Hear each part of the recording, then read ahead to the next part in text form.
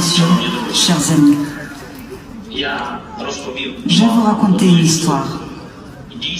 En effet, ces paroles, je vais vous raconter une histoire, étaient le début de bien d'histoires. Mais dans cette histoire, ce n'est pas le début, c'est la fin qui est la plus importante. Et cette fin est déjà écrite, enfin, pour en mettre un point final dans cette bataille qui dure depuis plus de 100 ans. Cette bataille a commencé avec l'arrivée d'un train. En sont sortis un héros et son antagoniste. Et c'est ainsi qu'est née sur l'écran une confrontation qui est ensuite passée dans la vraie vie. Au début, le cinéma est apparu dans notre vie. Ensuite, il est devenu notre vie. Et maintenant, c'est du cinéma que dépend notre avenir. Mon histoire aujourd'hui parle justement de cette bataille et de l'avenir.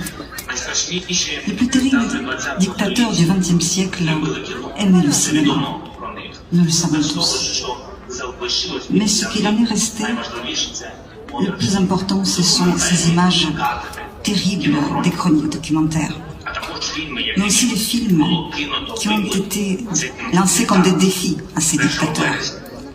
Le 1er septembre 1939, à Cannes, devait commencer le premier festival. Mais la Seconde Guerre mondiale a éclaté et pendant 6 ans, le cinéma était sur les fronts de cette guerre avec l'ensemble de l'humanité. Pendant 6 ans, le cinéma s'est battu pour la liberté, mais aussi, malheureusement, en faveur des dictateurs. Maintenant, en revenant à ce cinéma, nous pouvons voir comment la liberté avançait vers la victoire et comment elle a, en fin de compte, n'a pas permis aux dictateurs de s'emparer des cœurs des hommes. Sur ce chemin, il y a eu beaucoup d'étapes importantes, mais le plus célèbre était en 1940, lorsque, contre l'antagoniste, le monde entier a découvert un garçon sans rien de particulier, qui ne ressemblait absolument pas à un héros, mais qui s'est avéré en être un. Le grand dictateur de Charlie Chaplin n'a pas détruit à l'époque le dictateur réel. Mais grâce au cinéma, et grâce à ce film, le cinéma a cessé d'être muet dans tous les sens de ce mot. Le cinéma parlait et c'était la voix de la future victoire de la liberté.